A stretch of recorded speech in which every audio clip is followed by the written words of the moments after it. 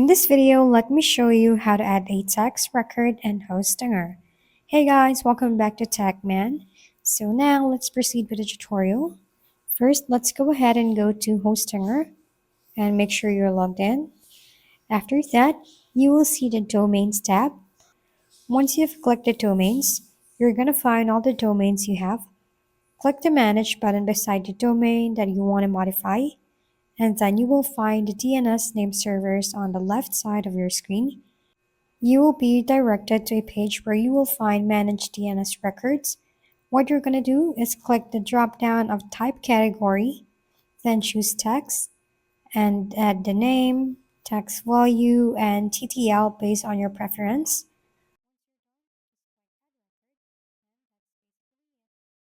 Once you're done, just click Add Record, and that's basically it.